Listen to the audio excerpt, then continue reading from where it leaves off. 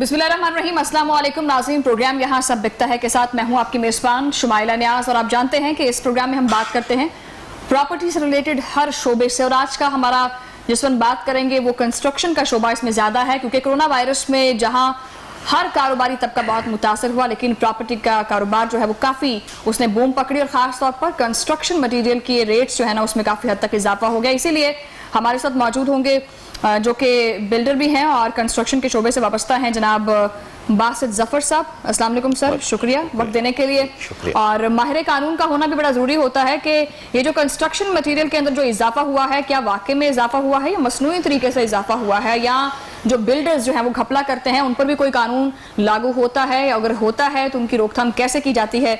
हमारे साथ मौजूद है राना इंतजार साहब, माहिर कानून है। अस्सलाम वालेकुम सर, बहुत शुक्रिया वक्त देने के लिए। अच्छा बासित साहब, आपसे शुरू करते हैं। क्या वजह सर, मतलब बड़ा ऊपर चढ़ा गया मटेरियल कंस्ट्रक्शन का? जी बिल्कुल ऐसा ही है कि जो मटेरियल के रेट्स हैं जो पहले से काफ़ी इंक्रीज़ हो चुके हैं। जैसे कि हम पिछले साल से इस साल का देखें तो तकरीबन काफ़ी इंक्रीज़ हो चुका है। स्टील का रेट काफ़ी बढ़ चुका है, सीमेंट का रेट बढ़ चुका है, इसी तरह ब्रिक्स का जो है रेट है उसमें भी इजाफा हुआ है। इस वजह से जो आम कस्टमर है, यानी कि जैसे हम कह लेते हैं कि जो 3 मरले का घर जो एक आम शख्स के लिए ज़रूरी है, तो उसके लिए वो बहुत मुश्किल हुई है। अगर वो 3 मरले का एक घर बनाता है तो अगर हम सिर्फ उसकी एक कॉस्ट निकालते हैं ना कि 3 मरले के घर का सिर्फ एक लेंटर डालना था, एक लेंटर के लिए पिछले साल कोविड से पहले वो तकरीबन 1 लाख में सिर्फ लेंटर के मटेरियल का खर्चा था। सिर्फ लेंटर की बात कर रहा हूँ मैं, इसमें अभी वो नहीं है, चिनाई आती है, जो पहले जो काम होता है वो इसमें नहीं है। उसमें सिर्फ 1 लाख रुपए में वो लेंटर का मटेरियल का जो था ना वो खर्चा आता था। अब इस टाइम जो पोजीशन चल रही है, स्टील का रेट इंक्रीज़ हो चुका है, उसके अलावा जो है सीमेंट, ब्रिक्स, हर चीज़ का रेट इंक्रीज़ हो चुका है। उसकी वजह से अब जो है तकरीबन जो पहले लेंटर डलता था 1 लाख रुपए में, वो इंक्रीज होकर 1.5 लाख रुपए तक चले गया। नहीं तो ये वाकई में हुकूमत की तरफ से रेट्स में इजाफा हुआ है या खुद मसनूई तरीके से इजाफा हुआ है? इस बजट में देखा जाए तो हुकूमत ने कहा था कि इसमें काफ़ी रिलीफ मिलेगा, लेकिन ऐसी कोई चीज़ नहीं है। हम देखते हैं जब बजट आया 13 जून के करीब तकरीबन आया बजट, उससे पहले जो स्टील का रेट था 142 चल रहा था। अच्छा, ठीक है, वो एकदम से हमें यही अंदाज़ा था कि ये जो है ना तकरीबन 10 से 12 हज़ार रुपये फीट टन जो है ना रेट नीचे आएगा। लेकिन जैसे ही बजट आता है उसके बाद जो है इसका जो रेट है इस टाइम जो मार्केट में रेट है 155 से 160 पे चले गया हुआ है। अच्छा, ये तो हो गया, मतलब खर्चा आ गया। हाँ जी। इसमें से आप लोगों की अपनी फटी कितनी होती है? बिल्डर्स की कंस्ट्रक्शन जिन्होंने बना के देनी है उनकी कितनी होती है? नहीं, जो सही बिल्डर्स होते हैं जो कंस्ट्रक्शन करते हैं वो मटेरियल ठीक ही लगाते हैं। जो बिल्डर्स सही काम नहीं करते वो उसमें कर लेते हैं, ईंट है जैसे अव्वल ईंट है वो अव्वल नहीं लगाएंगे, वो 2 ईंट लगा देंगे। इसी तरह जब वो लेंटर डालेंगे स्टील के काम पे जाएंगे तो वो उसमें जाके जो है स्टील जो है वैसे का नहीं डालेंगे जिस क्वालिटी का यानी कि उसमें डालना चाहिए। क्वालिटी बड़ी इंपॉर्टेंट होती है। वैसे बड़ी खूबसूरत बात की है इन्होंने कि अव्वल ईंट होती है और एक दोयम ईंट होती है। नाज़रीन, ये भी बताना बड़ा जरूरी है कि इसकी पहचान कैसे की जा सकती है कि अव्वल ईंट कौन सी है, दोयम ईंट कौन सी है, इसकी तरफ में बाद में आती है। राना इंतजार साहब, अगर कोई बिल्डर्स जो हैं कुछ घपला करते हैं उन पर कोई कानून लागू होता है? यानी अगर किसी घर की उन्होंने कंस्ट्रक्शन की है और वो नाकिस मटेरियल से की गई है? देखिए, सबसे पहले तो हमारे जो ट्रेंड है उसमें नॉर्मली जब किसी को जो भी कंस्ट्रक्टर है उसको जब ठेका दिया जाता है तो नॉर्मली उसको हम ब्लैक एंड वाइट में नहीं लेके आते, जिसकी वजह से बहुत सारी प्रॉब्लम क्रिएट होती हैं। सिर्फ ये कि जुबानी उसको कर लिया जाता है। तो उसके लिए सबसे अहम चीज़ ज़रूरी है कि इसको ब्लैक एंड वाइट में लेके आएँ, उसकी स्पेसिफिकेशंस लिखें, जिस तरह अभी भाई फरमा रहे थे कि अव्वल ईंट है, 2 ईंट है, कि कौन कौन सी स्पेसिफिकेशन की चीज़ें लगाएंगे। क्योंकि हम नॉर्मली लिख देते हैं या कंस्ट्रक्शन करके अगर लिखते भी हैं उसकी डिटेल्स में नहीं जाते। तो सबसे पहले उसकी डिटेल लिखनी चाहिए कि लेट्स सपोज इलेक्ट्रिसिटी की वायर लगाएगा तो कौन सी लगाएगा, ईंट कौन सी लगाएगा, स्टील कौन सा यूज़ करेगा, कितने टाइम में करके देगा, पेमेंट का मोड क्या होगा। क्योंकि ये नॉर्मली चीज़ें लैग कर रही होती है, जब किसी के दरमियान कोई डिस्प्यूट क्रिएट होता है वो फिर हमारे पास आता है। अब अगर उसके मुताबिक ठेकेदार नहीं करता तो फिर एक उसके 2 तरीके हैं। एक तो ये है कि हम स्पेसिफिक उसकी परफॉर्मेंस में चले जाएं कि वो जो मामलात इनके आपस में तय होते हैं उसके अकॉर्डिंगली जाके तो उसको आप स्पेसिफिकली परफॉर्म करवा सकते हैं, जो एग्रीमेंट बिटवीन द पार्टीज होगा। ठीक है, तो उसको मतलब ये इसके शिक क्या है कानून में? वैसे इसकी कानून में स्पेसिफिक परफॉर्मेंस एक्ट है जो। अच्छा, सजा भी दी जाती है इसमें? नहीं, ये सिविल मैटर है, इसकी सजा नहीं है। अच्छा, मतलब जुर्माना किया जाता है? Civil matter. हाँ, इसमें एक और चीज हो सकती है क्योंकि एक तो स्पेसिफिकली जब जो मैटर सिविल नेचर के होंगे उसका उन्होंने सिर्फ ये कि उसको कंप्लीट करना है। लेट्स सपोज अगर कोई इसमें कोई मेजर प्रॉब्लम करता है, लेट्स सपोज वो पैसे लेने के बाद उसके प्रॉपर्ली मटेरियल वो नहीं लगाता, डिफेक्टिव मटेरियल लगाता है या काम को कंप्लीट नहीं करता, पैसे ले लेता है, तो उस पर फिर एफआईआर दर्ज की जा सकती है। उस पर एफआईआर दर्ज। अच्छा बासित साहब, जिस तरह से ये कंस्ट्रक्शन मटेरियल में इजाफा हो गया है, इसका बिल्डर्स हजरात को कितना नुकसान हुआ है? जी, बिल्डर्स जो है उनको बहुत ज़्यादा नुकसान हुआ है। जैसे कि मैंने आपको पहले बताया कि कॉस्ट में इतना फ़र्क आ चुका है। इससे पहले जब हम एक 3 मरले का घर बनाते थे, ठीक है, उसके फर्स्ट स्टोरी यानी कि सिंगल स्टोरी का हम जब घर कंप्लीट करते थे ना, उस पर अगर खर्चा आता था मटेरियल में 15 लाख रुपए, इस टाइम वो इंक्रीज हो के 18.5 से 19 लाख यानी कि 4 लाख रुपया इंक्रीज हो चुका है 1 साल के अंदर। अच्छा। जिसकी वजह से जो कंस्ट्रक्शन करने वाले बिल्डर्स जो लोग थे वो काफ़ी हद तक जो है ना बैक पे चले गए हैं और जिसकी वजह से ये काम काफ़ी मुतासर हो रहा है। तो यानी आज के दौर में आप समझ रहे हैं कि 3 मरले का घर बनाना के काम बंदे की पहुंच में है? नहीं, बिल्कुल नहीं। और आगे भी मुझे लग रहा है कि ये इंक्रीज और हो जाना है और बहुत मुश्किल हो जाएगा कि एक आम बंदा घर कैसे बनाएगा, बहुत मुश्किल होगा। अच्छा, 3 मरले के घर के अंदर आप कितने कमरे बना सकते हैं? 3 मरले के घर में जो आम रूटीन है हमारा, अगर मैप करे तो उसमें एक बेड बनता है, एक टीवी लॉन्च बनता है, एक गैराज बन जाएगा, किचन बन जाएगा, मतलब पूरा एक सेट तैयार हो गया। हाँ जी। इस पे कॉस्ट कितनी आती है? इस पे कॉस्ट तकरीबन आप मटेरियल से लगाएं तो तकरीबन जो मैंने आपको बताया 18.5-19 लाख रुपया कॉस्ट इस टाइम आ रही है। अच्छा, सिर्फ मटेरियल की? सिर्फ मटेरियल की। आपने घर अभी कंप्लीट नहीं किया, पेंट शेंट नहीं हुआ, टाइल्स नहीं लगी? तकरीबन ये इसमें सारा है कि यानी कि रेडी ये घर जो है ना, आपको तकरीबन इतने में सिंगल स्टोरी घर एक तैयार मिल जाता है 18 से 20 लाख में। 18 से 20 लाख। अच्छा, ये जो मटेरियल की पहचान होती है वो कैसे की जाती है कि ये मटेरियल जो है ना वो सही है या नहीं? आपने अव्वल और दोम ईंट की बात भी की थी। जी, इसमें यह है कि मार्केट में बहुत किस्म की ईंटें हैं जो कि आम कस्टमर को तो इसके बारे में इल्म ही नहीं है कि ये क्या चीज़ है। आम कस्टमर के लिए बहुत मुश्किल चीज़ है कि वो कैसे जज करे कि ये अव्वल है, ये दोम है। बिल्कुल एक वाइट बंदा हमारे पास आ जाए या कुछ हो तो उससे नहीं पता चल सकता कि ये अव्वल लगा रहा है या दोम लगा रहा है, ये स्टील किस किस्म का लगा रहा है, एक आम बंदे को बिल्कुल नहीं पता। तो उसमें यही है कि वो बेहतर है कि किसी अच्छे बंदे से लिंक करे ताकि उसके जो मटेरियल्स है वो सही लगे, ताकि उसके घर नहीं सही तो हो गया ना, मतलब सही तो लगा लिया हमने मटेरियल। एक ईंट है अव्वल, एक है दोयम। अव्वल में क्या फर्क है, दोयम में क्या फर्क है? मतलब क्या वो घुर जाती है जल्दी जो दोयम ईंट होती है? जो दोयम ईंट होती है ना वो एक वक्त के साथ खुरना शुरू हो जाती है। अच्छा, आप मिट्टी की कंस्ट्रक्शन होती है या वो रेत की कंस्ट्रक्शन होती है? कौन सी बेहतर होती है इसके अंदर? जो होती है ना ईंट बनती है वो मिट्टी की बनती है। ठीक है, जो मिट्टी की ईंट बनती है ना, जब उसकी भट्टे में पकाई होती है तो वो पकाई उस लेवल की नहीं होती जो कि अव्वल ईंट की होती है, यानी कि उसके कम पकाई होती है। जब वो ईंट हम उसको यूज कर लेते हैं ना तो वो एक टाइम आता है, एक वक्त आता है 2-4 साल 5 साल बाद वो मिट्टी खुरना शुरू हो जाती है। मिट्टी खुरना शुरू हो जाती है। अच्छा इंतजार साहब, ये बड़ी अहम बात है ये, तो फिर ये नाकिस जो मटेरियल बनाने वाले हैं इन पर भी मुकदमात होने चाहिए। आप बिल्डिंग्स इनके सर पे बना देते हैं, आपने देखा है अक्सर मकान की छत गिर गई, दीवार गिर गई, फलां हो गया, ढिमकान हो गया, तो ये क्या सिस्टम है? देखिए, अनफॉर्चुनेटली जो हमारी रेगुलेटरी बॉडीज हैं जो जिस डिपार्टमेंट के लिए हैं वो प्रॉपरली उनको काम करना पड़ेगा, फिर जाके चीजें ये दुरुस्त होंगी। जिस तरह हमारी कॉर्पोरेशन है या टाउन्स हैं जो इसके घरों के नक्शे भी मंजूर करते हैं, अक्सर आप देखते हैं नक्शों के बगैर भी घर जो है वो बन रहे हैं। उसके बाद ये है कि वो जब उनकी कंस्ट्रक्शन हो रही होती है वर्ल्ड वाइड, तो यही है कि जो आपकी लोकल अथॉरिटीज हैं, जिस तरह हमारी यूनियन काउंसिल है या हमारा टाउन्स है, उनको इसे मॉनिटर करना चाहिए। जो भी आपकी रेगुलेटरी बॉडी है वो अपना जब तक प्रॉपरली काम नहीं करेगी फिर ये मसाइल जो हैं ये। तो रेगुलेटरी बॉडी इसको मॉनिटर नहीं करती, पैसा तो नहीं खाती? रेगुलेटरी बॉडीज आप अगर रेगुलेटरी बॉडीज इसको मॉनिटर करती हो तो कराची में आप देखते हैं किस तरह बिल्डिंग्स या प्लाजे गिर रहे हैं, या लाहौर के अंदर भी छतें गिर जाती हैं, तो वो फिर उसकी बड़ी वजह नाकिस मटेरियल है। बड़ी वजह नाकिस मटेरियल होता है। और एक और वजह होती है कि जिस तरह पुराने घर बने हुए जो अपनी एज पूरी कर चुके हैं तो उनको भी गिरा दिया जाए। अच्छा, एज पूरी कर चुके हैं, बड़ी बड़ी जबरदस्त बात की है आपकी बात से मुझे सवाल मिल गया अगला। बासित साहब, ये एज क्या होती है वैसे किसी भी इमारत की, किसी भी कंस्ट्रक्शन की उम्र क्या होती है वैसे? नॉर्मली जो हमारी कंस्ट्रक्शन होती है ना, जैसे कि हम 3 मरले घर बनाते हैं या 5 मरले, एक कमर्शियल कंस्ट्रक्शन होती है। उससे हटकर जो नॉर्मली कंस्ट्रक्शन जो हमारे घरों की होती है ना, उसमें जो तकरीबन हम देखना 25 ईयर्स तकरीबन इसकी लाइफ होती है, लेकिन हमारे यहाँ नहीं होता। हमारे एक घर बन जाता है, वो 100 साल वही घर यूज होता रहता है।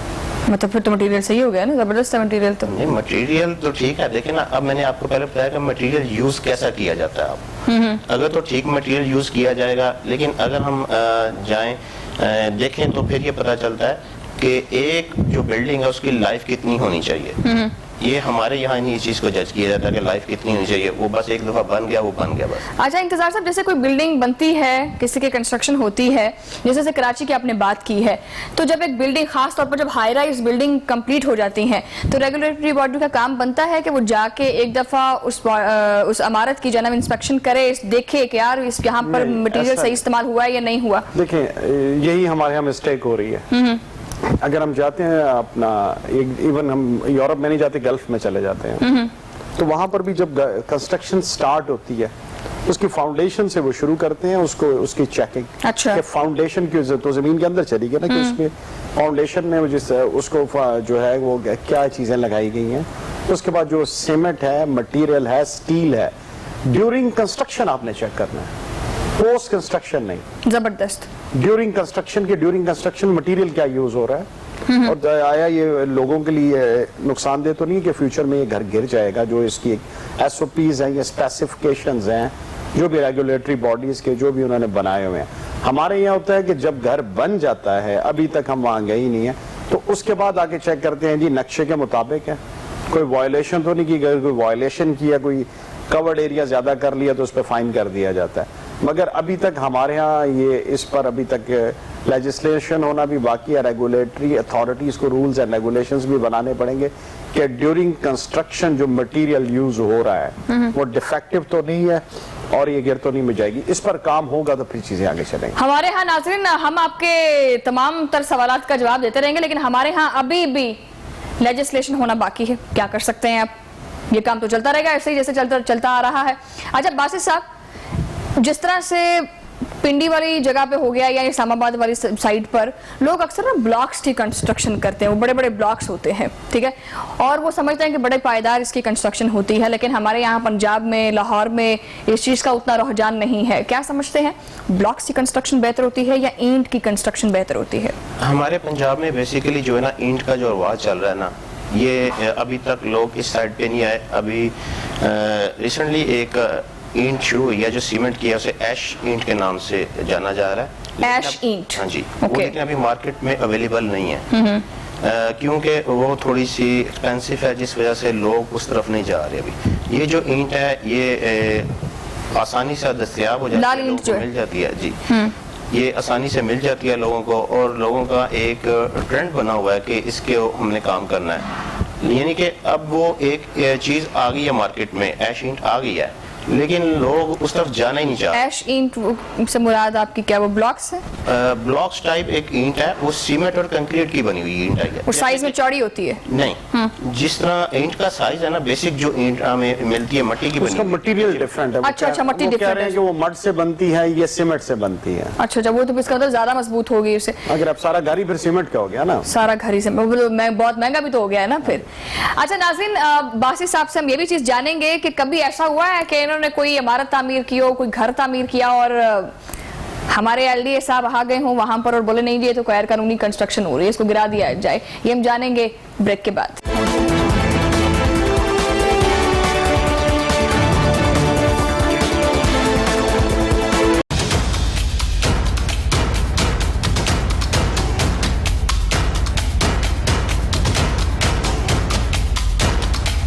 बासित साहब से हम ये पूछ रहे थे ब्रेक पर जाने से पहले कि कभी ऐसा हुआ हो कि कोई कंस्ट्रक्शन इन्होंने की हो और अभी आधी कर ली हो और LDA आ जाए कि जी आप ये कंस्ट्रक्शन नहीं कर सकते क्योंकि आप ये गैर कानूनी कंस्ट्रक्शन कर रहे हैं, गिरा दें इस कंस्ट्रक्शन को। जी बासित साहब। नहीं, मेरे साथ ऐसा तो कभी नहीं हुआ, लेकिन मैंने देखा है ऐसा जरूर होते हुए कि एक भाई थे, वो बना रहे थे, कंस्ट्रक्शन कर रहे थे, तो उनके लेंटर के करीब तक दीवारें हो चुकी थी, तो LDA वाले आ गए, LDA वालों ने आके उनकी दीवारें गिरा दी सारी।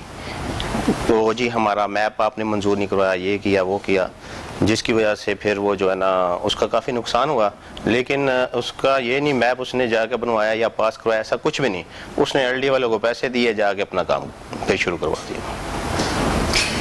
रहना इंतजार था। मैं अब आपसे क्या कहूँ, बस पैसे दिए और अपना काम निकलवा लिया। क्या कहेंगे इस पर, कोई इनपुट है? ये कौन सी नई बात है जिसमें शहर में और मुल्क नहीं में तो एलडीए मतलब जहाँ पर कंस्ट्रक्शन हो रही होती है, वो कंस्ट्रक्शन ये तो नहीं कि रातों रात कंप्लीट कर लिया जाता है उस इमारत को, या रातों रात वो घर तामीर हो जाता है। कुछ हफ्ते कुछ महीने तो लगते हैं उस कंस्ट्रक्शन को खड़ा होने में। तो एलडीए हजरात क्या पहले सो रहे होते हैं कि उस जगह पे जाके उसकी कंस्ट्रक्शन गिरा देते हैं जब वो कंप्लीट होने पर आती है? बताऊं, पहले तो लोगों को भी चाहिए, देखिए उनके वैल्यूएबल अमाउंट्स जो हैं उस पे वो इन्वेस्ट हो रही होती हैं। जब प्लॉट ले लेते हैं उसके बाद सैंक्शन प्लान बिल्कुल अप्रूव करवाना चाहिए। इस पर तो हमें एलडी के खिलाफ बात नहीं करनी चाहिए। किसी भी जगह का सैंक्शन प्लान अप्रूव करवाए बगैर, वो कहीं भी है पाकिस्तान में, कोई भी टाउन है, एलडीए है, आरडीए है, कोई भी अथॉरिटी है, उसके बगैर तो एट रिस्क हैं आप कि आप सैंक्शन प्लान अप्रूव कराए बगैर, लेट्स सपोज आप कंस्ट्रक्शन कंप्लीट भी कर लेते हैं, उसके बाद आपको ट्रांसफर का इशू आ जाएगा।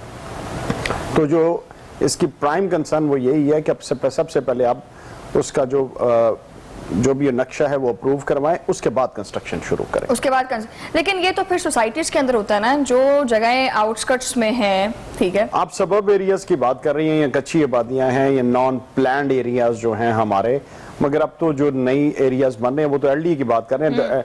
एलडीए में वही एरियाज आ रहे हैं जो अब जिस तरह लेट्स सपोज आपका जोहर टाउन है, इकबाल टाउन है, या इस तरह की आबादियां जो हैं, हम तो उन एरियाज की आए, मगर उनमें भी हम जो है वो एक हमारा कस्टम चल रही है, उनमें भी आप जो है सैंक्शन जो प्लान है आपका वो अप्रूव जब तक नहीं होता उस वक्त तक आप चीजें कंस्ट्रक्शन नहीं कर सकते। वो भी आपने मुतलका टाउन जो है उस टाउन से जाके अप्रूव करवाना है, या कंटोनमेंट बोर्ड है उससे जाके अप्रूव करवाना है, उसके बाद चीजें चलनी। सही। अच्छा बादशाह साहब, जब आपने घर बनाना है तो आपने किन चीजों को अपने माइंड में रखना है कि ये सारी चीजें आपके माइंड में होनी चाहिए, तभी आपकी बेहतरीन कंस्ट्रक्शन हो सकती है, चाहे वो घर हो, कोई हाई राइज बिल्डिंग हो? जी, इसमें यह है कि सबसे पहले हम जब घर शुरू करते हैं तो सबसे पहले ईंट की हमें ज़रूरत पड़ती है। ईंट हमारे पास अव्वल होनी चाहिए, ये हमें देखना चाहिए कि हम जहाँ से ईंट परचेज कर रहे हैं वो वाकई क्वालिटी वाइज ईंट है। उसके बाद सीमेंट ईंट, उसके बाद जब हम कर लेते हैं फिर हमारा आ जाता है स्टील पे। स्टील पे बड़ा मसला है। स्टील जो है हमारे पास कंपनियों में ऐसा स्टील आ रहा है कि जो कि इसकी ग्रेडिंग होती है स्टील की, 40 ग्रेड होता है, 60 ग्रेड होता है। इसमें ये होता ही नहीं, आम लोगों को तो बिल्कुल नहीं पता होता ना कि ये 40 ग्रेड है या 60 ग्रेड है। वो जाते हैं शॉप पे जाते हैं, वहाँ जाकर पूछते हैं स्टील का क्या रेट है, वो आपको बता देगा जी ये रेट है। उन्होंने कस्टमर ने ये नहीं पूछना कि ये स्टील है कौन सा, किस कंपनी का, इसका ग्रेड क्या है, ये ठीक है या नहीं ठीक है। बस कस्टमर, जो आम कस्टमर जिसे कुछ नहीं पता, उसने जाना, उसने देखना, उसने कहना वहां से मुझे 5 रुपए सस्ता मिल रहा है, उसने इस चीज पे चले जाना है। तो कौन सा ग्रेड बेहतर होता है वैसे?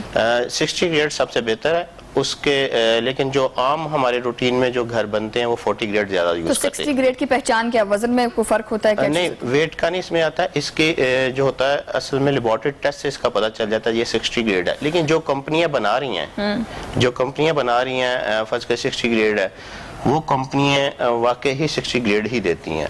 जो लोकल कंपनीज हैं, यानी कि किसी ने भी लगा ली है कंपनी, तो उसके बारे में आप नहीं कह सकते वो 60 ग्रेड है। तो बस मटेरियल चेक करना है आपने, और कुछ नहीं चेक करना? मटेरियल चेक करना है और बस। तो ये जो आपके मजदूर है, मिस्त्री है, उस पर भी बताइएगा, क्योंकि अक्सर देखते हैं कि जी दीवार सीधी बनाने के लिए थोड़ी सी तिरछी बना देते हैं। वो उसमें होता है कि आपको मिस्त्री को देखना पड़ेगा कि मिस्त्री वाकई ही काम करने के काबिल है कि नहीं है। उसमें ये होता है कि एक मजदूर जब एक मिस्त्री के साथ काम करना शुरू करता है ना, तो वो साल बाद, 1.5 साल बाद वो पकड़ के कांडी पकड़ के वो भी मिस्त्री बन जाता है। उसमें यह है कि उसका एक्सपीरियंस देखना चाहिए, मिस्त्री वाकई एक्सपीरियंस है उसका कि नहीं है। अगर आपके पास एक अच्छा मिस्त्री होगा तो आप में ये प्रॉब्लम, यानी कि दीवार टेढ़ी है या किसी और जगह पे प्रॉब्लम आ गई है, या लेंटर डालते वक्त फर्ज कर लेंटर डालना है, उसने चेक ही नहीं किया कि इसका लेवल क्या है, तो वो ऐसे लेंटर डाल देगा। इन चीजों को देखना पड़ता है बहुत सी। इस पे मिस्त्री जो है ना वाकई ही ठीक मिस्त्री होना चाहिए और जिसका तजर्बा होना चाहिए वो ठीक है, क्योंकि मिस्त्री तो हमारे बिल्कुल भी नहीं पढ़े होते, मेडल भी नहीं किया होता, मेडल किया होता। आम शहरी को तो इस चीज का पता नहीं चलेगा, उसने तो बिल्डर एक जो है उसको जो यहाँ जिस तरह हम ठेकेदार बोलते हैं उसको कंस्ट्रक्शन का ठेका दे दिया, अब तो फर्दर उसके काम है कि उसने कैसे जाके चीज़ों को करना है। अगर एक एक चीज़ में आएगा तो वो प्रोफेशनल आदमी है, उसको प्रोफेशनल को आप सर्विसेज आप हायर क्यों करते हैं? अब लेट्स सपोज हम वकील है तो आप वहां जाकर अगर उसने एक एक चीज़ चेक करनी है कि नोटिस कैसे जाना है, जवाब कैसे देना, जब when you hire the services तो फिर अगला काम उसका कि उसने क्या करना है। अगर वो प्रॉपरली परफॉर्म नहीं करना then you have to sue him. दूसरा एक और चीज़ जो हमारी बड़ी इंपॉर्टेंट है जिस पे हम तवज्जो नहीं दी जाती ना हमारी रेगुलेटरी अथॉरिटीज दे रही है, वो है इमरजेंसी एग्जिट्स। इमरजेंसी एग्जिट्स उस पर बिल्कुल अभी आपने देखा फी सेंटर में हुआ इशू, बिल्कुल सही। ठीक है। फिर ये कि फायर हाइड्रेंट्स जो है वो नहीं हम लगाते। फिर ये कि जो आप अभी आबादियों की बात कर रही थी वहां पर जब आपका प्लान्ड एरियाज नहीं बनते तो अल्लाह न करे आग लग जाए तो वहां पर तो फायर सर्विसेज जो है वो पहुंच ही नहीं सकती। ठीक है, अभी भी हमारे जो लाहौर के प्लाजाज हैं उन्होंने उनकी बेसमेंट्स भी बंद कर दी होती हैं वहां कंस्ट्रक्शन कर करके। तो अब यह है कि इस पर रेगुलरिटी अथॉरिटीज को फौरी तवज्जो देनी चाहिए क्योंकि हमारे घरों का नॉर्मली एग्जिट एक होता है। इंटरनेशनली आप जब जाएंगे तो कहीं भी दुनिया में 2 या 3 एग्जिट उनके लाजमी होते हैं कि एक इमरजेंसी वो जरूरी है ताकि कोई आपकी कोई इमरजेंसी हो जाए, कोई फायर हो जाए तो उसका कम अज कम आपके जो है। तो अभी रेगुलेटरी अथॉरिटी अगर चेक करो तो मेरे ख्याल में मुतादिद ऐसी बिल्डिंग्स होगी। रेगुलेटरी अथॉरिटीज के ये रूल्स में ही नहीं है। मैं आपको ये कह रहा हूँ कि कम अज कम उनको इस पर भी काम करना चाहिए। पहले तो ये है कि रूल्स प्रॉपरली फ्रेम करें इंटरनेशनल स्टैंडर्ड्स के, फिर उसको इम्प्लीमेंट करवाएं। सही। और ये प्री और पोस्ट कंस्ट्रक्शन पे तवज्जो देते हैं। जो जब कंस्ट्रक्शन कंटिन्यू है उस पर भी अभी इनके रूल्स जो हैं उस पर खामोश हैं। उस पर भी इन्हें पहले तो अपने रूल्स एंड रेगुलेशंस को फ्रेम करना पड़ेगा, फिर उस पर आगे चलना पड़ेगा। अच्छा इंतजार साहब, जो मकान की जो प्रॉपर्टी है उस पर इनकम टैक्स का क्या असूल होता है? क्योंकि अक्सर लोगों को जो है ना, अगर उनका 5 मरले का घर है या 10 मरले का घर है उस पर भी उनको टैक्स जो है ना वो आ रहा होता है। नहीं, वो इनकम टैक्स नहीं होता, वो प्रॉपर्टी टैक्स। प्रॉपर्टी टैक्स वो बहुत नॉमिनल सी प्राइस है, चंद हजार रुपए होते हैं, वो आपने एनुअल पे करना होता है प्रॉपर्टी। तो अगर वो एनुअल पे नहीं कर रहा है तो उसका क्या नुकसान होता है फिर उसका फिर ये होता है कि उसके खिलाफ कार्रवाई हो जाती है। उस प्रॉपर्टी को जो है अटैच किया जा सकता है। नॉर्मली उसको बारहा नोटिस दिए जाते हैं। जो हमारी एक्साइज डिपार्टमेंट है ये प्रॉपर्टी टैक्सेस रिसीव करता है और ज्यादातर ये जो है जून में आके इस पर जो क्योंकि हमारा वो जो है एंडिंग पे होता है बजट के करीब, तो उस पर फिर कार्रवाई शुरू की जा सकती है। सही। अच्छा, मैंने एक बड़ा अहम सवाल पूछना है आपसे, वो ये है कि जिस तरह से अक्सर ऐसे एरियाज हैं जहां पर सिर्फ स्टाम्प पेपर पर जमीन है ना, वहां पर कुछ लोगों ने हमें ये भी कहा है कि जी हमारा तो सिर्फ इस चीज का स्टाम्प हुआ हुआ है लेकिन हमें टैक्स आ रहा है हमारे नाम से ही। उसका क्या सिस्टम है? मतलब कागजी रिकॉर्ड में वो बंदा रजिस्टर्ड है? देखिए, वो तो पहले इलीगल ऑक्यूपेंट तो सिर्फ स्टाम्प पे बैठे हुए। जिस तरह आपने देखेंगे कि रेलवे की जो आबादियां हैं वहां घर बन गए हैं, उनकी अपनी जगह नहीं है। अपनी जगह नहीं है, बिल्कुल जगह नहीं है उनकी। वो फिर यह है कि जिसने पहले कंस्ट्रक्शन की उसने बाद में उसको बेचना चाहा, क्योंकि वो उसकी ना फर्द है, ना उसके पास ऑनरशिप है, ना उसके पास सेल डीड है, ना गवर्नमेंट उसको रिकग्नाइज करती है, वो फिर स्टाम्प पे ही उसको आगे बेचते रहते हैं। या इस तरह कच्ची आबादी है, ठीक है, वो भी आगे स्टाम्प पर जो गवर्नमेंट उनको जो टैक्स भेज रही है वो देखिए, वो जब प्रॉपर्टी टैक्स का मलकियत से कोई ताल्लुक नहीं है। Any person who is occupant of that land, आप इस जगह पे बैठे हैं, आपके पास प्रॉपर्टी टैक्स वालों का इससे तो कल को ये भी कह सकता है कि जी मैं आपको टैक्स देता जब आप प्रॉपर्टी नहीं वो that is not an ownership. Ownership आपका जो है वो आपकी सेल डीड हो या किसी भी सोसाइटी का ट्रांसफर लेटर हो, उसके अलावा आपकी ऑनरशिप नहीं होती है। तो वो टैक्स जो दे रहा है वो that is a nominal tax. वो प्रॉपर्टी को यूटिलाइज कर रहा है जो पाकिस्तान की है, तो उसके अगेंस्ट वो पे कर रहा है। सही। अच्छा बासित साहब, क्योंकि जारी बात है प्रॉपर्टी के काम में वही बंदा ख्वाहिश करता है आने की जिसने बहुत सारा पैसा कमाना हो, ऐसा है कि नहीं? जी बिल्कुल ऐसे। आप भी इसीलिए आए थे? बिल्कुल ऐसा होता है। हर जो भी बिजनेस में आता है, किसी भी बिजनेस में आता है, जो भी बिजनेस, वो तो बाकी बिजनेस है ना, इसमें बड़ा टाइम लग जाता है, खासतौर पर प्रॉपर्टी के काम के अंदर जो आता है। कहते हैं इसके अंदर जल्दी पैसे बन जाते हैं? नहीं, इतनी भी नहीं जल्दी बन जाते हैं कि उसके लिए भी मेहनत करनी पड़ती है, आपको उसकी इन्वेस्टमेंट करनी पड़ती है। एक फर्ज करें घर हमने बिल्ड करना है, उसमें तकरीबन एक 3 मरले का घर है ना, उसमें ज़मीन से लेकर कंस्ट्रक्शन तक जो खर्चा ना तकरीबन 50 लाख के से ऊपर चला जाता है। 50 लाख से ऊपर। वो बेचते कितने में आप लोग? वो इसमें है कि 50 लाख उनका लगा है, उसके बाद उन्होंने 55 से 60 का अपना जहन रखा होता है। किन्होंने? जो बिल्डर जिसने बनाया होता है। अच्छा। अब इसमें देखें ना, इसमें टाइम कितना खर्च हुआ है। अगर वो 5 लाख रुपया इसमें या 10 लाख रुपया इसमें प्रॉफिट ले रहा है, एक 3 मरले का घर बनाने में उसे कितना टाइम लगा है?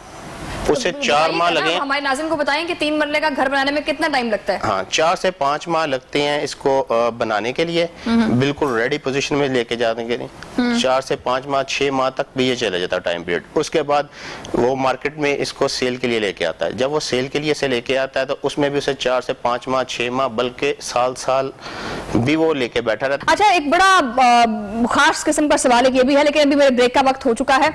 जो घरों की कंस्ट्रक्शन होती है खासतौर पर लाहौर के अंदर, सेम का बड़ा मसला है। आप पेंट करवाते हैं, पापड़ी पापड़ी सी बन जाती है, पेंट उखड़ना शुरू हो जाता है, सेम आ जाती है छतों पे, दीवारों पे, ठीक है।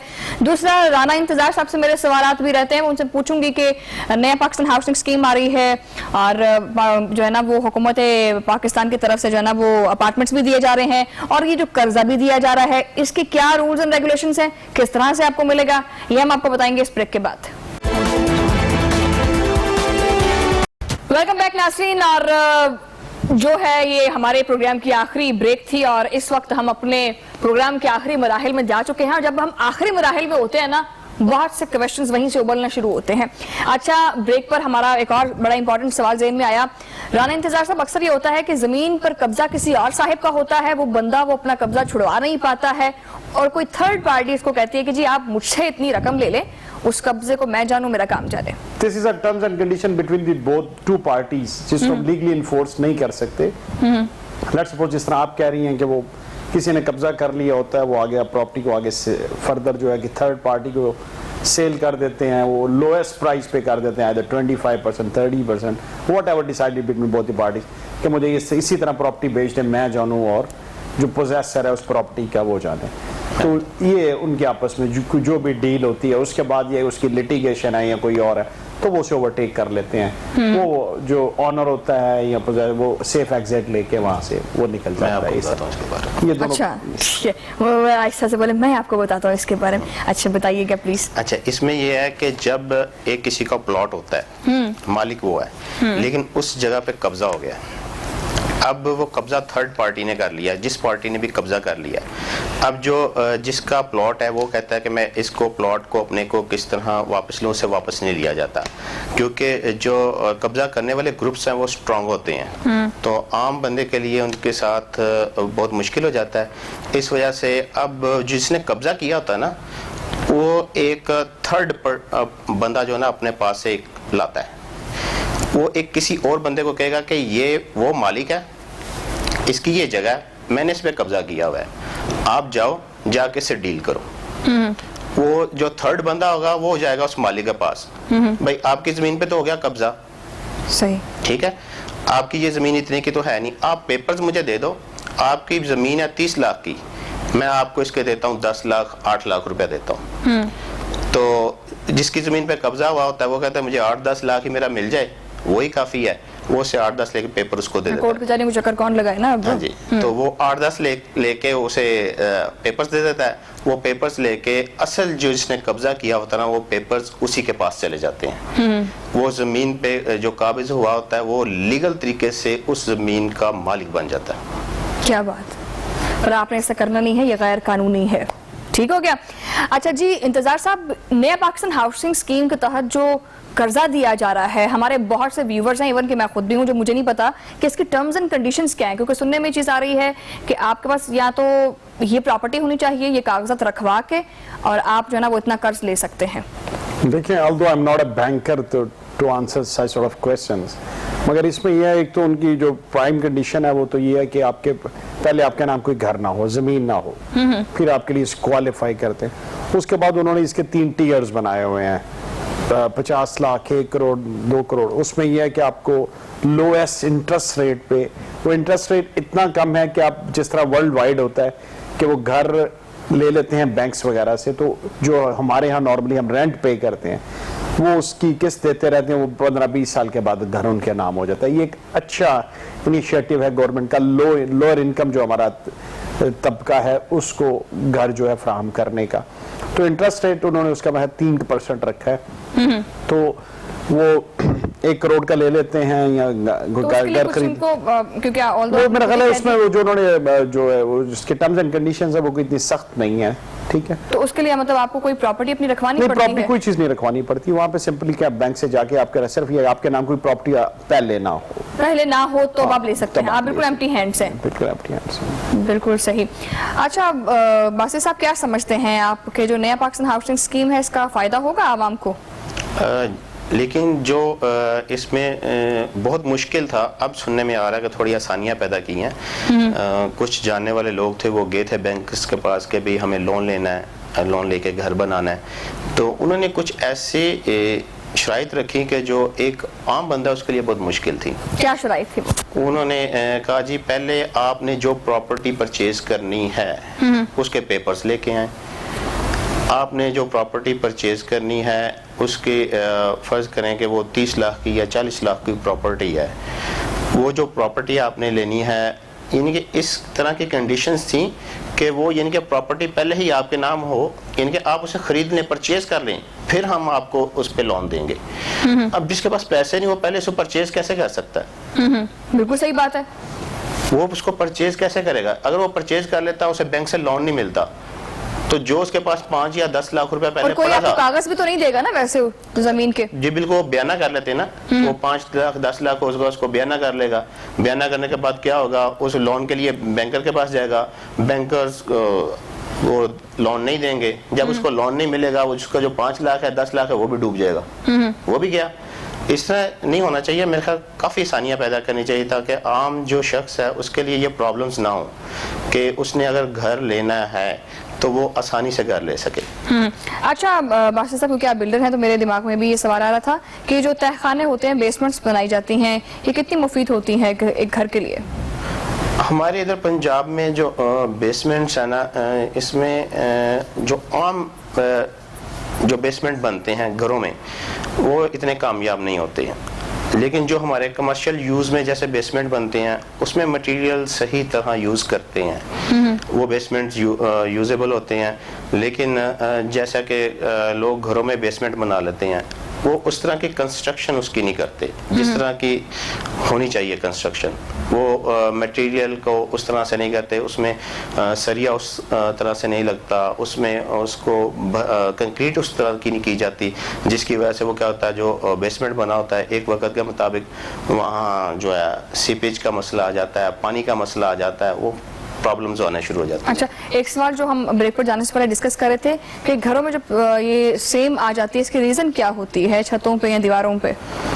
इसमें एक रीज़न ये है कि जब हम अपना बुनियाद बनाते हैं ना घर की, जब हमारा डीपीसी लेवल आता है, जब हम डीपीसी डालते हैं वहाँ पे लोगों को नहीं पता होता कि ये डीपीसी हमने किस लेवल पे जाके डालना है और ये डीपीसी कितनी इसकी थिकनेस होनी चाहिए।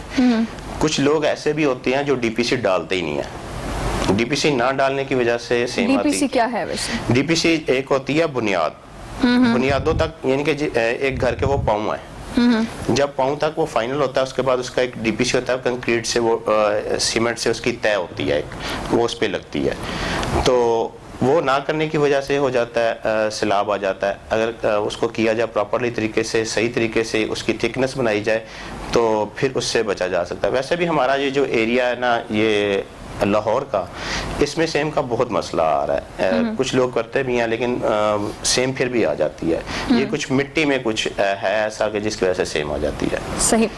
अच्छा बासित साहब, मैं आपसे एक चीज़ पूछना चाहूँगी कि जिस तरह से बजट आता है तो बजट से पहले ही मटेरियल के अंदर इजाफा कर दिया जाता है, इसकी रीज़न क्या होती है, या इसका चेक एंड बैलेंस होना चाहिए या नहीं? देखिए, प्राइस कंट्रोल अथॉरिटीज इसीलिए बनी है, दूसरा इन्फ्लेशन का बड़ा रोल होता है, जिस तरह आप पहले और वहाँ पर बासित साहब बात कर रहे थे कि प्राइस हाइक, वो पाकिस्तान में हर चीज़ की प्राइस जो है वो बढ़ रही है। अब जिस तरह वो चीज़ें बढ़ती हैं फिर ये कार्टेल बने हुए, अगर सीमेंट कार्टेल है, शुगर कार्टेल है, स्टील कार्टेल है, तो ये सारे मिलकर जो है उन चीज़ों को आपस में उसकी प्राइसेस को बढ़ा देते हैं। इस पर चेक एंड बैलेंस गवर्नमेंट का होना चाहिए, इसका रेगुलेटरी अथॉरिटी से, कंस्ट्रक्शन से कोई ताल्लुक नहीं है। कोई ताल्लुक नहीं है। ठीक है। दूसरा ये है कि वो कुछ ये कर लेते हैं, फिर वो जो जहाँ पर जो फिर वो जो सेलर है फिर वो उसको भी चेक करना चाहिए, ताकि इन चीज़ों को नॉर्मली हम जो है फूड कमोडिटीज़ हैं उनको जो है हमारे मजिस्ट्रेट या चीज़ें चेक करते हैं, इनका नॉर्मली हमने ऐसा नहीं देखा कि इन प्राइजेस को भी चेक किया जाए या प्राइजेस ये कहीं डिफाइन की गई हों। जिस तरह वो डिप्टी कमिश्नर है वो वेजिटेबल्स की वो लिस्ट एक दे देते हैं, बाकी ये कहीं भी अवेलेबल नहीं होती, तो इनको चेक एंड बैलेंस गवर्नमेंट को इस पे करना चाहिए। अच्छा बासित साहब, इंतजार साहब, सॉरी, अभी ये है कि वैसे तो प्रॉपर्टी में बहुत से मसाइल हैं, बहुत सी प्रॉब्लम्स हैं। अगर मैं आपसे ये कहूँ कि एज अ माहिर कानून अगर 3 प्रॉब्लम्स को आपको हाईलाइट करना हो कि प्रॉपर्टी के कारोबार में या प्रॉपर्टी के शोबे में ये 3 मेजर प्रॉब्लम्स है, तो वो कौन सी मेजर प्रॉब्लम्स है? देखें, अब जो प्रॉपर्टी लिटिगेशन है उसमें सबसे पहले तो ये है कि आप कोई भी ट्रांजैक्शन करें उसको ब्लैक एंड वाइट में लेके आएं। ये हमारी सूरत बकरा में भी लिखा हुआ है, हमारा इस्लाम भी कहता है कि ज़ब्त तहरीर में हम हर चीज़ को ले आएँ। हम उसे दूसरा ये कि उसकी डॉक्यूमेंटेशन प्रॉपरली किसी लीगल एक्सपर्ट से करवाएं, टाइपिस्ट के पास मत चले जाएं। फिर ये है कि क्योंकि हमारे यहाँ तमाम बुराइयों की जो जड़ है उसकी वजह यह है कि हम जो है उसको चीज़ों को ब्लैक एंड वाइट में नहीं लेके आते, जिसकी वजह से सारे प्रॉब्लम क्रिएट होते हैं। स्टैम्प पेपर जो गवर्नमेंट ने 1200 का कहा है पहले वो खरीदें, उसके ऊपर तहरीर लिखें, तहरीर किसी लीगल एक्सपर्ट से लिखवाएं, उसके बाद जो आपने पेमेंट करनी है वो थ्रू बैंकिंग चैनल पे करें, उसमें स्पेसिफिकली लिखें इस प्रॉपर्टी के अगेंस्ट दी गई, फिर आप बहुत सारी प्रॉब्लम से बच जाते हैं। दूसरा ये कि आप प्रॉपर्टी बाय करने जाते हैं तो सोसाइटीज़ में अक्सर फाइल्स खरीद ली जाती हैं, तो कोशिश करें कि प्रॉपर्टी वो लें जो आपको ऑन पोजेशन मिल जाए।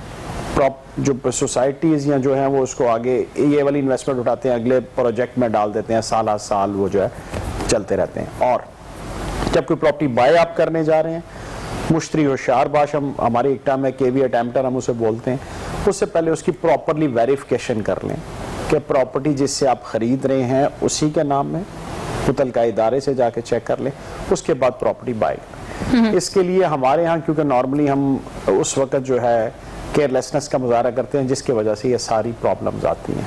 ठीक है, फिर ये है कि हमारे यहाँ एक तकसीम का इशू आ जाता है विद इन फैमिलीज, तो जो फैमिली के बड़े हैं मेरा ये होगा कि वो बजाय कि वो अपने डेथ बेड पर या इस दुनिया से जाने के बाद लड़ाइयाँ दे जाएं अपने बच्चों को, उनकी अपनी ज़िंदगी में ही उनको चीज़ें जो है तकसीम कर दिया जाया करें, ताकि ये हमारे यहाँ। और इसकी जो सबसे बड़ी वजह है वो मटेरियलिज्म है, हमारे जो सोसाइटी के अंदर बड़ी तेज़ी से फैल रहा है। अब क्योंकि लाहौर की प्राइसेस बहुत ऊपर चली गई हैं, जिस तरह अभी हम बात कर रहे थे, कोई छोटे से छोटा भी घर लेंगे वो करोड़ों में जाएगा, तो इस वजह से भी अब जो हमारी विद इन फैमिलीज लिटिगेशन है वो बहुत ज़्यादा बढ़ गई है। तो हम कट शॉर्ट इज दैट कि ब्लैक एंड वाइट में चीज़ों को प्रॉपरली किसी लीगल एक्सपर्ट के जरिए ला कर, ठीक है, तो फिर हम इन चीज़ों को जो है करटेल कर सकते हैं, जो बाद में आप लाखों रुपया और टाइम खर्च के करते हैं। जो लीगल ओपिनियन हम बोलते हैं वो किसी ना किसी एक्सपर्ट से आप ले लें। नाज़रीन, इसके साथ ही जो ना प्रोग्राम का वक्त खत्म होता है। दोनों मेहमानों का बहुत शुक्रिया, बासित साहब आपका भी और राना इंतजार साहब आपका भी बहुत शुक्रिया, आपने अपना कीमती वक्त निकाल के हमारे प्रोग्राम का हिस्सा बने। नाज़रीन, इस प्रोग्राम में आपको बहुत कुछ सीखने को मिला होगा और काफी हद तक ये भी अंदाजा हुआ होगा कि आपने अगर कोई अपना घर बनाना है तो उसमें कंस्ट्रक्शन मटेरियल को कितना मद्देनजर रखना है, क्योंकि उसमें इन्होंने जिक्र किया कि अव्वल ईंट भी होती है, दोयम ईंट भी होती है, तो ईंट का तयन कैसे करना है, सरिये का तयन कैसे करना है और चेक एंड बैलेंस कैसे रखना है अपने आप को। और इसी तरह से मजीद टॉपिक्स पर हम बात करते रहेंगे, शोबा प्रॉपर्टी से रिलेटेड। आपसे मुलाकात होगी अगले प्रोग्राम में, तब तक के लिए अल्लाह निगहबान।